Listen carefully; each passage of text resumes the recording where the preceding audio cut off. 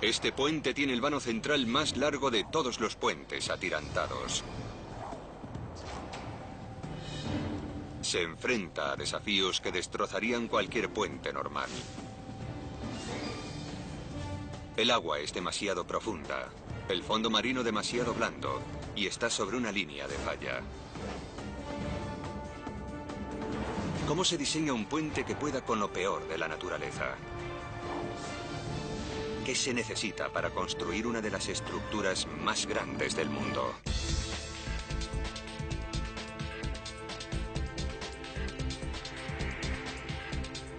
Superconstrucciones, Grecia. Este es el Golfo de Corinto en Grecia. Es profundo y de grandes dimensiones. Buenas características para el tráfico marítimo, pero una pesadilla para los que viajan por tierra. Se podría decir que el Golfo de Corinto divide a Grecia en dos.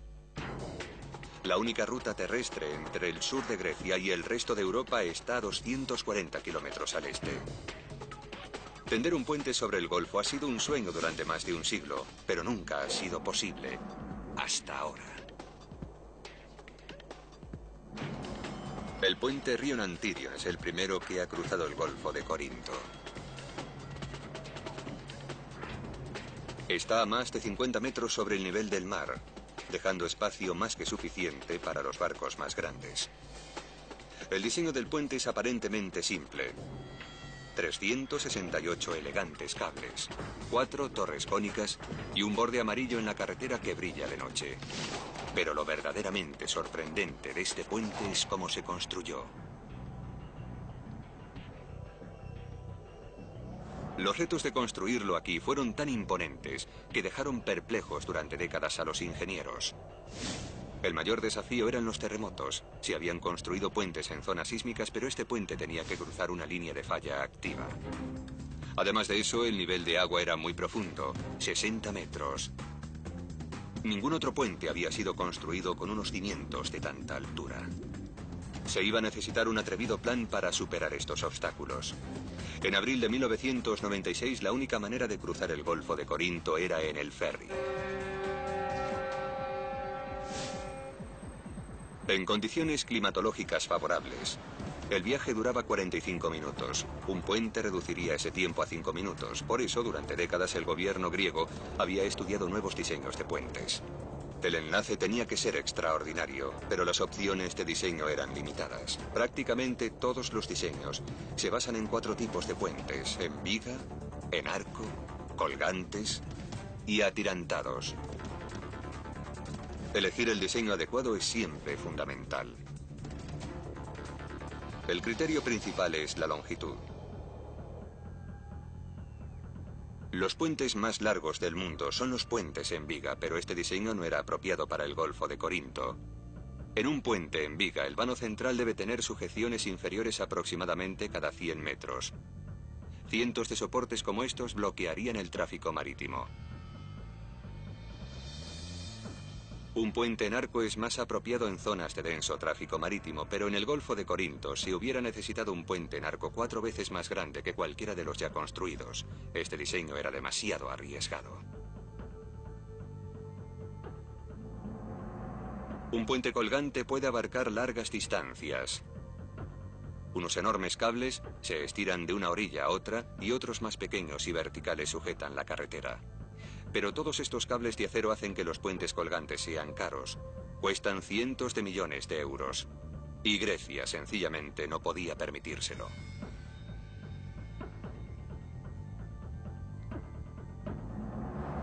Esto dejaba solo una opción: un puente atirantado. En este diseño no hay cables caros, sino cables pequeños que cuelgan directamente de las torres. Sin embargo, ningún puente atirantado construido hasta la fecha había sido capaz de cumplir los requisitos que exigía el Golfo de Corinto.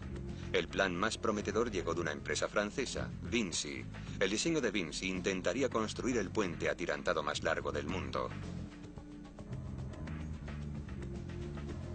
Iba a necesitar 4 torres consecutivas, algo que nunca antes se había hecho. Y una carretera de 2.200 metros quedaría suspendida de los gigantescos soportes. Las torres tendrían que soportar todo el peso del puente, por lo que deberían colocarse sobre un terreno extremadamente sólido. Los investigadores sondearon el fondo marino.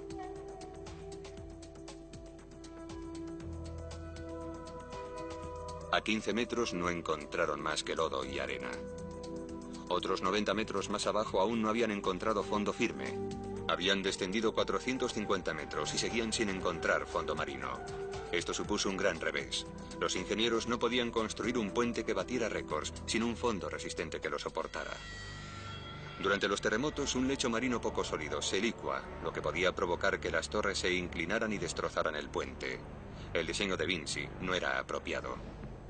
Así que los ingenieros volvieron a su mesa de trabajo y regresaron con un plan aún más audaz. Reforzarían el lecho marino incrustando cilindros de metal de 30 metros, cientos de ellos bajo cada torre. En caso de terremoto, estos tubos mantendrían el fondo firme.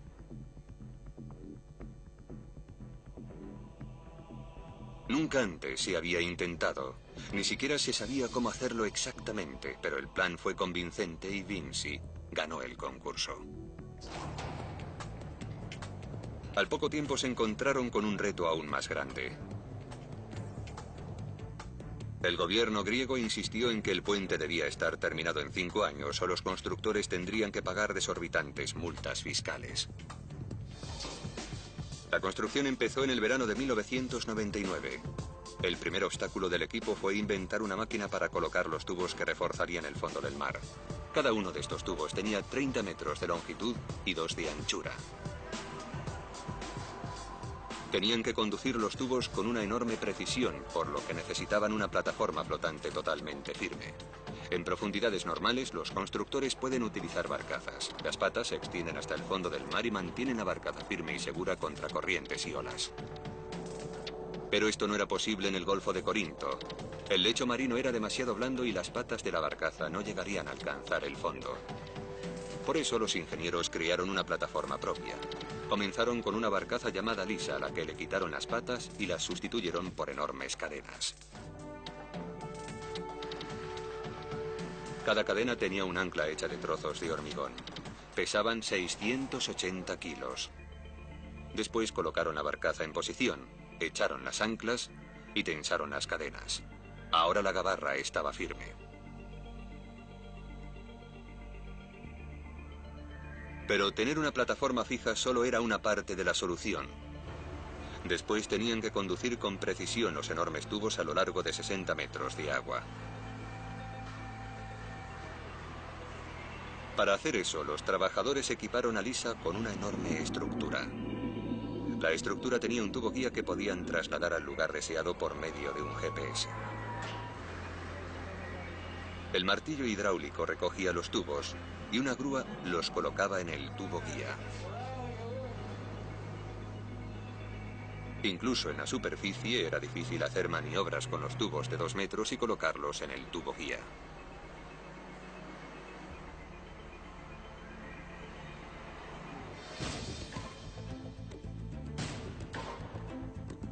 Una vez conseguido esto, había que hacer descender los cilindros al fondo marino. El martillo hidráulico trabajaba 73.000 kilogramos de fuerza por golpe.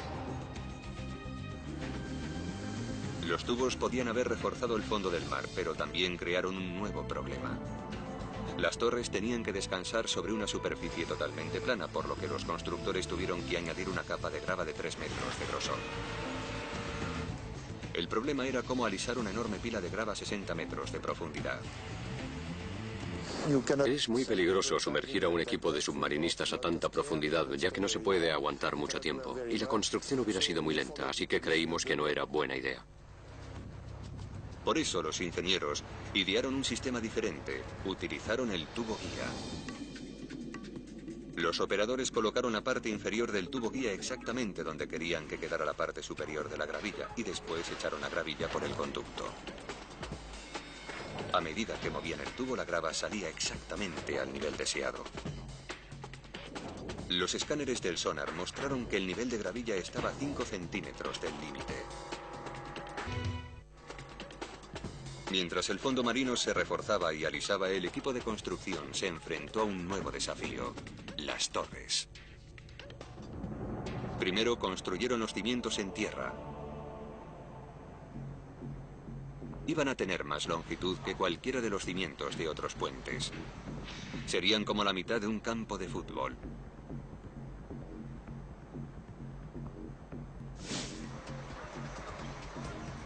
El equipo empezó a construir los cimientos poniendo una densa base de barras de aluminio de refuerzo. Se necesitaron casi 2 millones de kilogramos de barras solo para los cimientos de las torres. Después, 19 millones de litros de hormigón. Pero no lo podían verter. La densa red de barras podía crear bolsas de aire.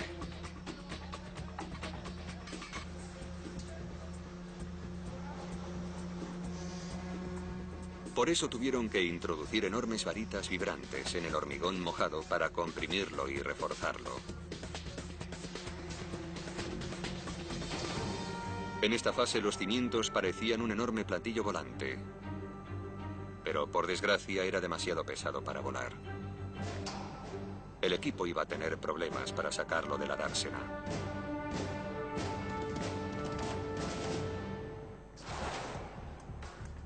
Solo los cimientos del puente pesaban la asombrosa cantidad de 64 millones de kilogramos, demasiado peso para levantar.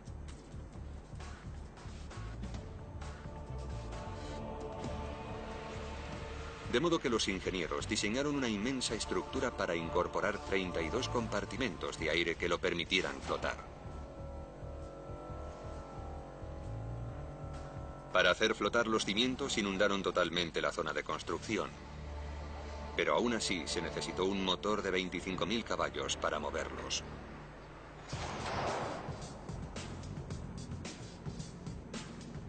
Los ingenieros trajeron un rompehielos de Noruega, algo no muy común en el Mediterráneo.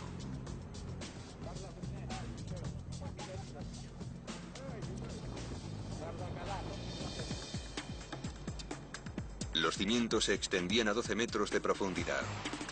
Pero ahora llegaba el verdadero desafío: convertirlos en torres de 230 metros de altura. Si los trabajadores hubieran construido las torres en el muelle, habrían sido demasiado pesadas de levantar. De ahí que las tuvieran que construir a flote.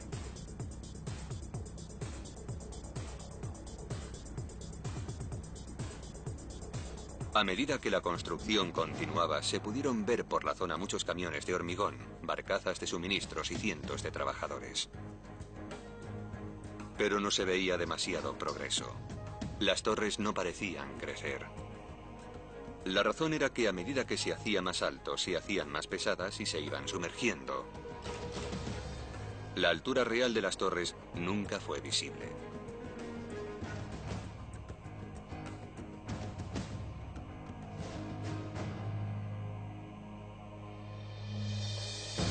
En mayo de 2001, tras un año de construcción, la primera torre flotante estaba preparada. Ahora el equipo tenía que trasladarla y sumergirla correctamente. El margen de error era de solo 10 centímetros. Se necesitaron 3 remolcadores para colocar la estructura en posición. Después los trabajadores añadieron lentamente el agua a los 32 compartimentos de los cimientos.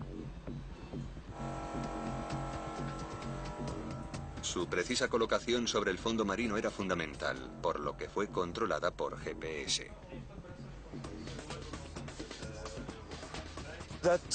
Fue un poco complicado y al comienzo de la operación estábamos muy preocupados.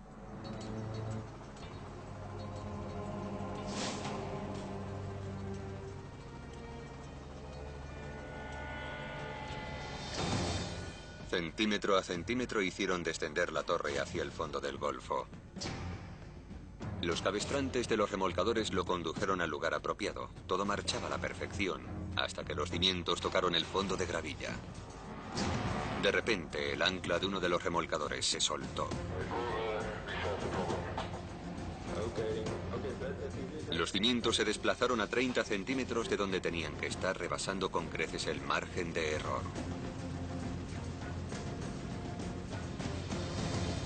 Para volverlo a colocar en posición, el equipo tendría que levantarlos e iniciar el proceso de nuevo, lo que supondría un gran coste en tiempo y en dinero. Pero los ingenieros idearon una elegante alternativa. Decidieron que sería más barato y más rápido trasladar el puente a 30 centímetros de donde se supone que debía estar. Ahora las 3 torres que quedaban tenían que ser colocadas de forma precisa sobre la nueva línea de puente.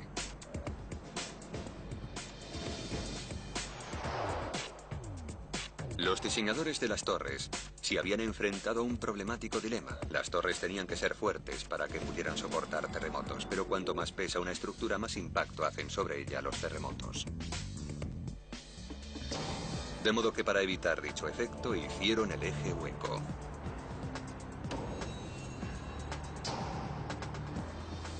Los ingenieros pudieron inspeccionar el interior de las torres después de que el puente estuvo terminado a través de un acceso de la parte inferior de la carretera.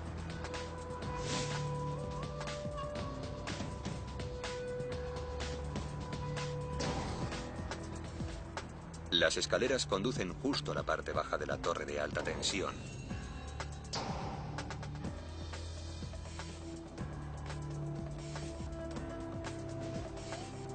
Desde allí hay que bajar por una escalera que conduce a cientos de escalones más.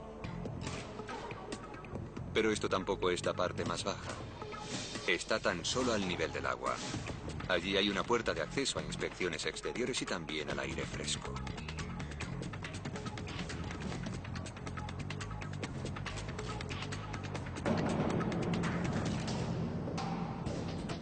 Tras descender hasta el nivel del agua, los ingenieros tienen que bajar cientos de escalones, 520 antes de alcanzar la parte más baja.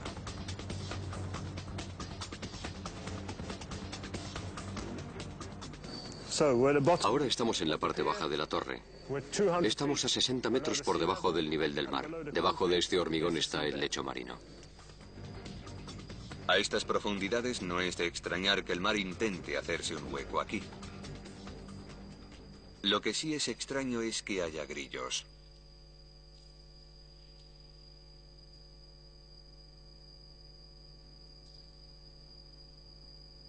Las puertas de acceso dan a cámaras de aire vacías en el interior de los cimientos de las torres, donde hay unos artilugios de vigilancia colocados en las paredes que sonarán si detectan agua.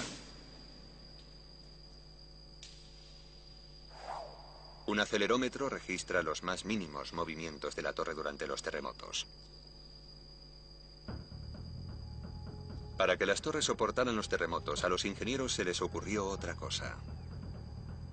Las torres no están ancladas al fondo marino de ninguna manera. Sencillamente descansan sobre la capa de grava de 3 metros de grosor. Esto significa que en caso de terremoto las torres se desplazarán por la grava y el peor de los temblores no afectará a otras partes del puente.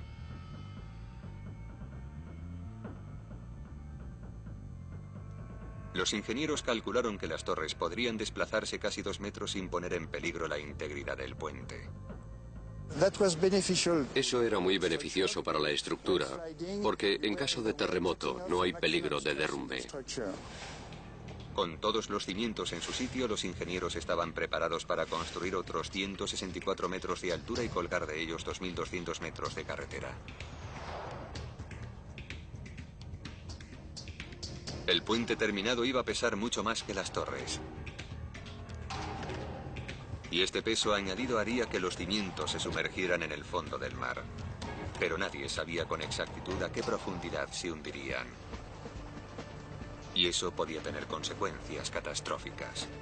Por eso los ingenieros tuvieron que fijar las torres haciéndolas pesar miles de kilogramos más. Para ello utilizaron agua del mar para llenar completamente los cimientos. El plan funcionó y el agua hizo que los cimientos se terminaran de fijar. Ahora los ingenieros sabían que serían estables cuando el puente estuviera terminado.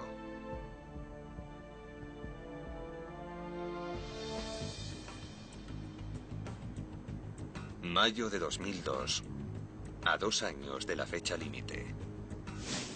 Cada torre era un solar de construcción donde barcazas y barcazas traían enormes cantidades de hormigón.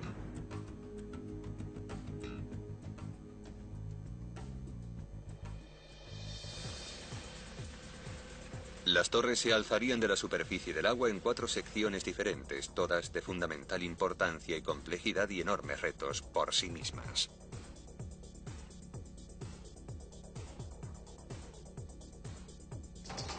Primero fue la torre octogonal. Esta soportaba la cabeza del eje, una pirámide invertida que servía de base a la torre de alta tensión. Las enormes patas se encontraban en la torre de tensión, que a su vez sostenía un enorme soporte de metal que servía de sujeción a los cables. El éxito de todo el puente dependía de la integridad estructural de todos estos elementos.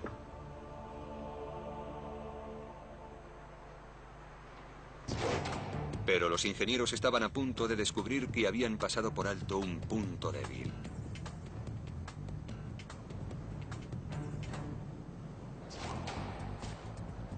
Como el Golfo de Corinto se encuentra sobre una falla sísmica activa, los ingenieros intentaron desde el principio construir el puente Río Nantirion a prueba de terremotos.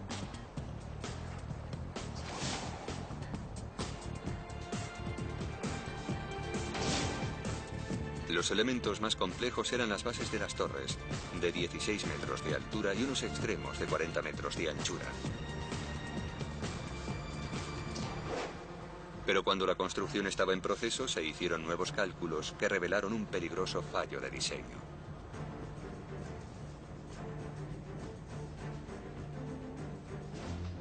Un terremoto tendría un impacto sobre la base de las torres mucho mayor del que se creyó en principio. Con el diseño que estaba en marcha, el puente no resistiría a los terremotos. Era demasiado tarde para volver a diseñar las torres, pero no para aumentar la fuerza de la pirámide. Los ingenieros añadieron enormes cantidades de refuerzos de aluminio, más que a ninguna otra parte del puente, hasta que los inspectores estuvieron satisfechos con la resistencia de los ejes. La construcción podía ahora continuar como estaba planeada. La siguiente fase era muy complicada. Los ingenieros tuvieron que tomar precauciones extremas para construir la pirámide. La pirámide completa sería rígida, pero mientras se construía, antes de unir sus 4 partes, podía ser muy peligrosa. En medio del estrecho hay una línea de falla y eso es algo que hay que tener en cuenta cuando se trabaja con hormigón y con grúas. Y lo cierto es que complican mucho las cosas. Si se hubiera producido un terremoto durante la construcción, las patas de la pirámide habrían acabado en el mar.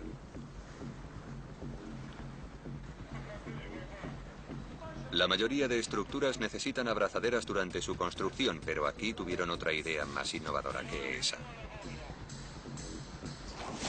4 enormes vigas rodearon las patas de la pirámide por 4 niveles diferentes. Se colocaron un total de 16 vigas. Hubo que construir mucho andamiaje que iba a ser temporal. Lo quitarían de allí en cuanto las piezas estuvieran en su sitio.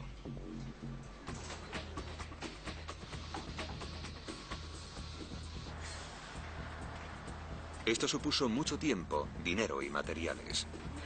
Pero era importante a pesar de preferir no tener que utilizarlo.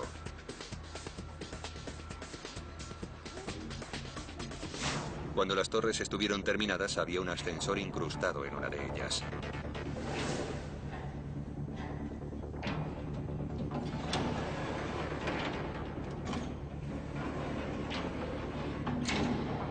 Pero aún así el viaje a la parte más alta seguía siendo arduo.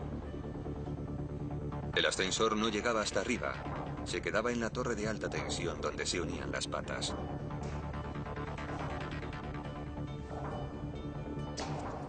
La torre de alta tensión tiene una de las funciones más importantes de este puente soportado por cables. Sostiene una estructura de acero azul de 30 metros que asegura los cables. Toda la carga de la carretera está anclada aquí mediante los cables.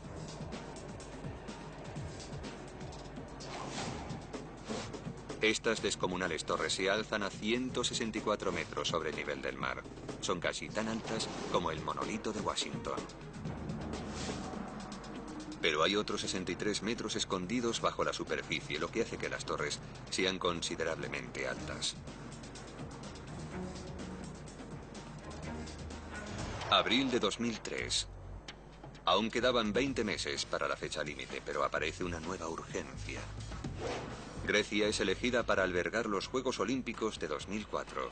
Si el puente estaba listo 5 meses antes de lo previsto, la llama olímpica podría atravesarlo en su recorrido a Atenas. Los constructores se comprometieron a que esto ocurriera.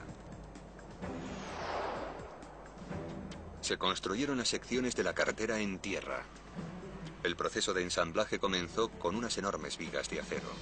Se necesitarían 186 secciones para construir la carretera que atravesaría el Golfo de Corinto. Los segmentos de cubierta estaban listos para ser instalados en el puente. Ya estaban equipados con los anclajes necesarios para los cables de soporte e incluso con barandillas de seguridad para el tránsito de peatones. Pero antes tenían que ser trasladados de tierra firme al Golfo, y eso era más fácil de decir que de hacer.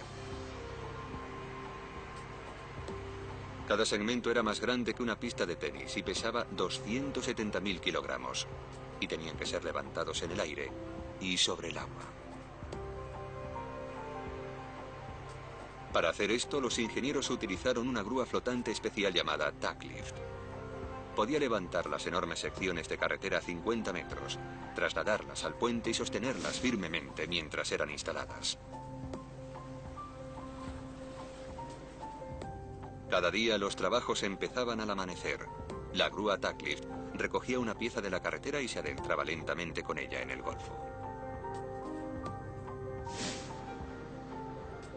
Dicha sección se instalaba justo al lado de la torre y esperaba en las alturas a que la siguiente sección fuera conectada.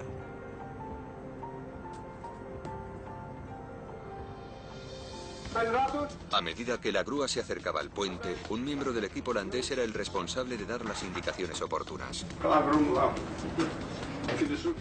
El capitán guiaba la barcaza al lugar indicado hasta que la nueva sección llegaba a la carretera ya existente. Los topógrafos utilizaron lo último en tecnología para asegurarse una precisión milimétrica, pero se encontraron con un problema. El viento era tan fuerte que ni siquiera la grúa Tacklift podía sujetar el vano firmemente. Tuvieron que esperar 2 horas.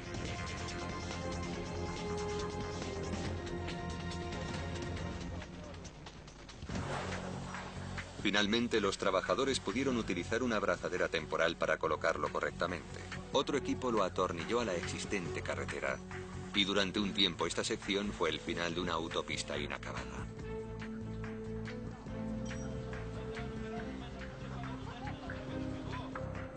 Cuando se retiró la grúa del puente, las nuevas secciones de la cubierta se sujetaron con cables que a su vez estaban anclados a la estructura de la torre de alta tensión.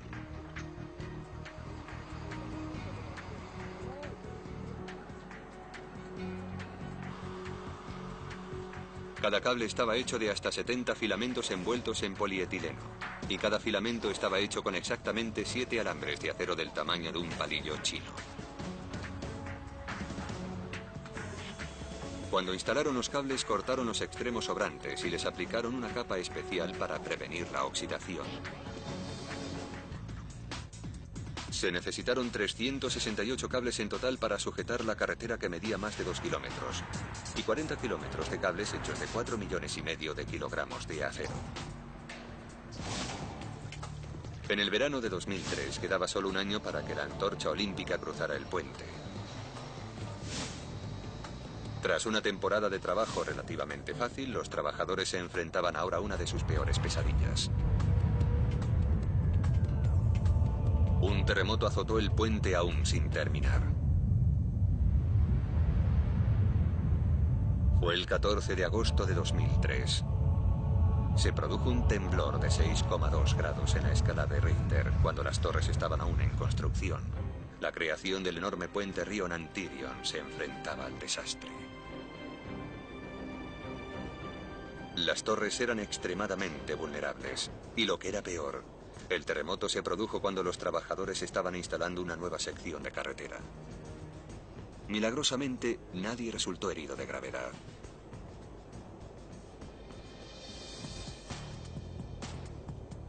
Cuando terminó, el puente seguía en pie. Los equipos de construcción habían esquivado el temblor y evitado una catástrofe.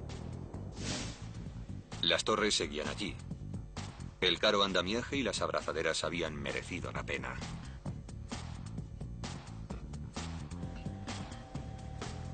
Pero esto fue solo el principio. Los ingenieros sabían que habría más terremotos. Por eso diseñaron el puente con una característica de seguridad única. La carretera es como un enorme columpio. Así, en caso de terremoto, se puede mover libremente, siendo inmune a los temblores de tierra más violentos. Pero el propio diseño que protege al puente de los terremotos lo hace vulnerable a los vientos. El reto al que se enfrentaron los ingenieros fue construir una carretera que no se balanceara con el viento, pero que sí se pudiera balancear durante un terremoto. Para soportar condiciones climatológicas adversas, los diseñadores crearon un innovador sistema de tornapuntas. Con fuertes vientos, esta tornapunta principal lo sostendría firmemente y evitaría que la carretera se moviera. Cuando las condiciones climatológicas son más extremas, es decir, cuando hay un terremoto o algo parecido, este sistema no es suficiente. Pero con este diseño, en casos extremos, el sistema de amortiguadores sí sería suficiente. Los enormes reguladores actúan como los amortiguadores de los coches. Permiten que la carretera se mueva para que pueda soportar los terremotos, pero al mismo tiempo evitan que se balancee demasiado violentamente o que las torres se vean afectadas. Si la cubierta se balanceaba, absorbería la energía del terremoto y no tendríamos consecuencias catastróficas ni en la carretera ni en la torre. La solución era absorber la energía del terremoto y para ello era importante que el puente se pudiera balancear. La cubierta se tenía que poder balancear y absorber el movimiento con los amortiguadores. Esta suspensión permite que la carretera se mueva hasta 5 metros. En caso de terremoto, dicha carretera lo soportará sin problemas. Otro complicado reto de diseño predecía el comportamiento de los cables. Todos los cables vibran, pero demasiadas vibraciones terminarían dañando el puente. Por eso los ingenieros incorporaron dos innovadores sistemas para intentar evitar posibles problemas en el futuro. Aunque el ojo inexperto puede fácilmente pasarlos por alto, están a plena vista. En cada cable hay un anillo. Si los cables del puente Río Nantirion vibran demasiado, los ingenieros pueden colocar un cable adicional que une todos los anillos. Es como silenciar un arpa poniendo la mano en las cuerdas. En los cables hay otro pequeño artilugio. Estos son más pequeños y menos visibles que los anillos. Se trata de un resalte que recorre la longitud de la funda blanca de los cables. Parece ornamental, pero lo cierto es que tiene un papel fundamental en la longevidad y seguridad del puente. Esta fue una lección que un puente de Texas aprendió a la fuerza. El puente Fred Hartman, en Baytown, no es tan grande como el río Nantirion en el centro de Grecia. El vano central es de 380 metros y no de 2000, y atraviesa un río, no el Golfo de Corinto. No hay ninguna línea de falla sísmica y la profundidad del agua no es excesiva. Por eso fue toda una sorpresa que los cables del Fred Hartman empezaran a portarse mal. Y no solo un poco mal. Los cables vibraban tanto que empezaron a romper en pedazos el puente. Las vibraciones eran intermitentes y su porqué era todo un misterio. Con buen tiempo no había problemas. Con fuertes vientos o lluvias intensas tampoco había problemas. Pero con lluvias suaves y vientos suaves provenientes de una determinada dirección sí había problemas. Tras un sinfín de análisis y pruebas de túnel de viento se pudo saber por qué. Al parecer, tan solo un pequeño chorro de agua podía acabar con los cables. El agua cambiaba el perfil de cada cable lo suficiente para que el viento los pusiera en movimiento. Sin embargo, si había un viento fuerte, este alejaba el agua de los cables. Y si había demasiada lluvia, no se formaban pequeños chorros de agua.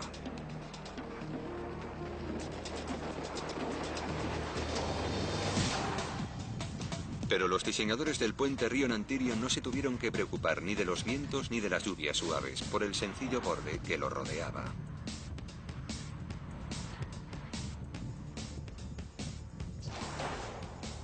En la primavera de 2004, la nueva fecha límite de agosto estaba cada vez más cerca. Si la llama olímpica iba a cruzar el puente, todas las secciones de la cubierta tenían que estar colocadas. En mayo, la grúa Tacklift trasladó la última sección de carretera desde la plataforma hasta la línea del puente. Finalmente, los esfuerzos de los contratistas habían merecido la pena. Las autoridades griegas vieron la llama olímpica cruzar su espectacular puente. Una semana después, el puente se abrió al tráfico 4 meses antes de su fecha límite original.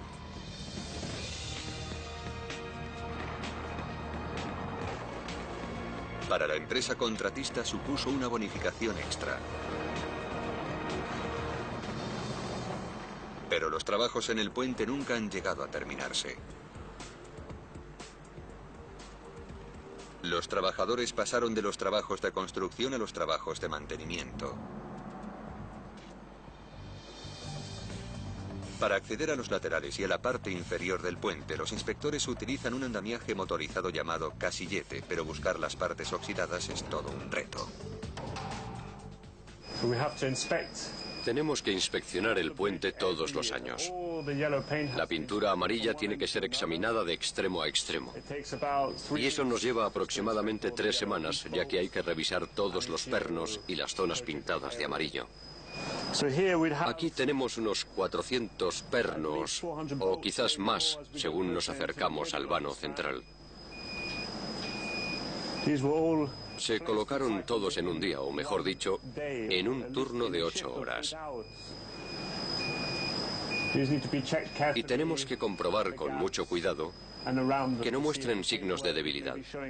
No es fácil revisar toda la estructura mientras continúan los trabajos de construcción. Pero seguramente que nos dejemos algunos sin revisar, a pesar de las miles y miles de inspecciones que se hicieron durante la construcción. Tras un día entero revisando partes amarillas, te vuelves loco, de verdad. Los trabajos de mantenimiento en esta megaestructura nunca son rutinarios. Los empleados necesitan formación especial y fortaleza física para acceder a las partes más difíciles del puente.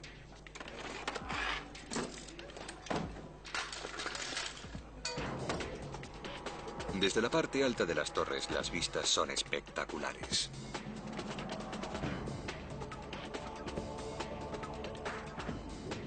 Pero trabajar con buen tiempo no es ningún lujo aquí, sino una medida básica de seguridad. El más mínimo error puede ser fatídico.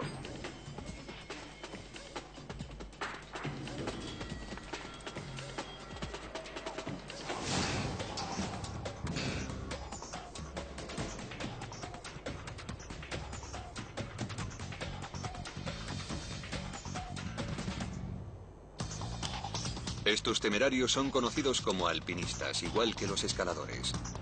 Son especialistas en mantenimiento de puentes y trabajan para la compañía francesa que ha construido el puente. Estos alpinistas llegan a los lugares más insospechados. Como medida de seguridad, perforan un único agujero. Allí colocan un único perno. y de él dependerá su seguridad.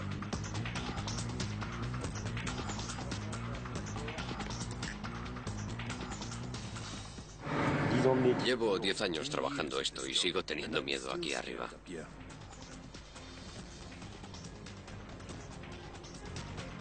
Cuando los alpinistas llegan a los cables, se cuelgan de una especie de rodillos.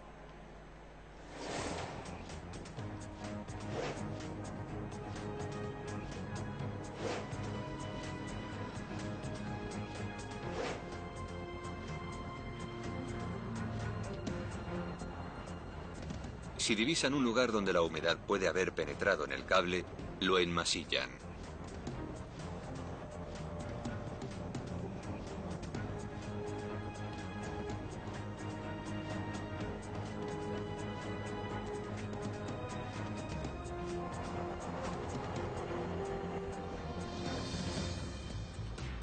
Normalmente empiezan por la parte superior y luego van descendiendo.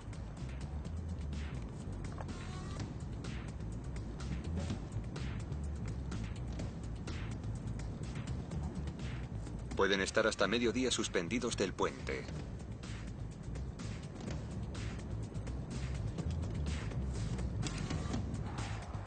Repiten esta operación durante meses hasta que revisan los 368 cables.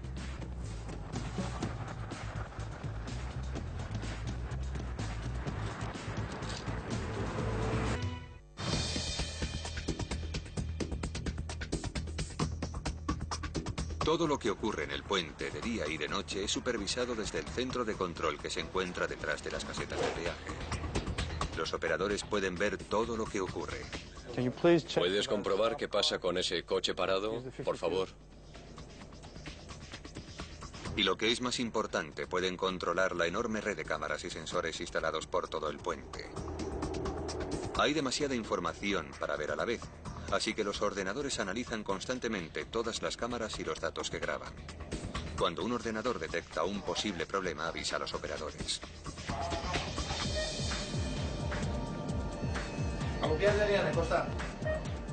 Si se produce una situación peligrosa en el puente, los operadores pueden volver a programar rápidamente las señales para avisar a los submarinistas.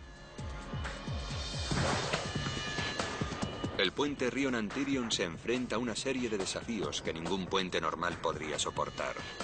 Fuertes terremotos, aguas extremadamente profundas, rápidas corrientes y un fondo marino poco sólido.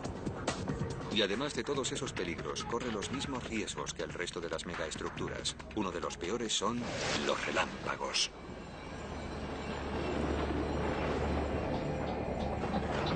Un solo rayo equivale a 1000 millones de voltios y alcanza los 30.000 grados centígrados.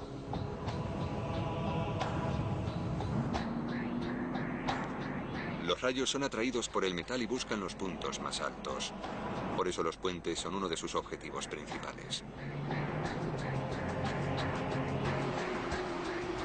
Los diseñadores del puente Río Nantirion tuvieron esto en cuenta.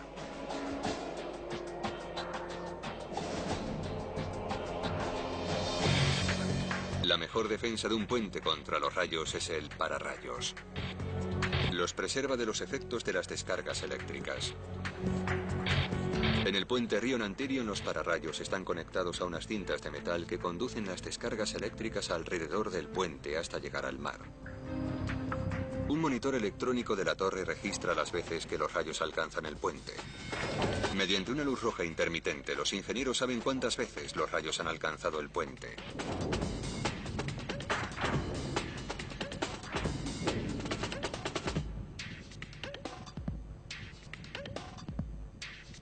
Los pararrayos han funcionado bien muchas veces, pero el 27 de enero de 2005, un enorme rayo alcanzó uno de los cables. Los operadores cerraron el puente inmediatamente. 40 minutos después, el cable se cayó a la cubierta. Estaba completamente quemado.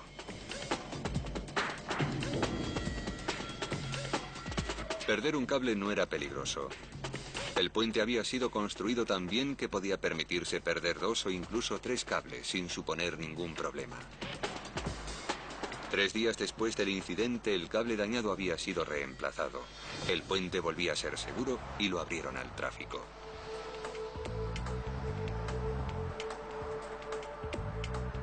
La rápida reparación supuso otro triunfo para los constructores de esta megaestructura y sigue siendo motivo de orgullo para los que estuvieron implicados. Tuve mucha suerte porque trabajé en la construcción del puente. Me gusta que mi hijo diga, mi papá construyó el puente. Y a veces me dice, venga papá, vamos al puente, a tu puente. Y eso me hace sentirme muy orgulloso. Antes de su construcción, la Unión Europea consideró el puente de Río Nantyrion como uno de sus proyectos más urgentes. Actualmente el enlace ha cambiado la geografía de la región. El transporte y el comercio han aumentado en Grecia y también en el resto de Europa.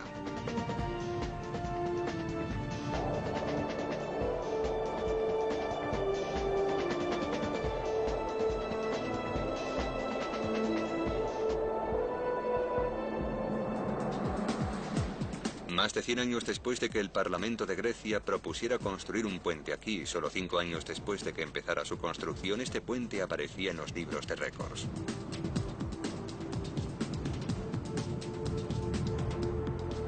Es el puente atirantado más largo del mundo, con la carretera soportada con cables de más longitud, 2.200 metros.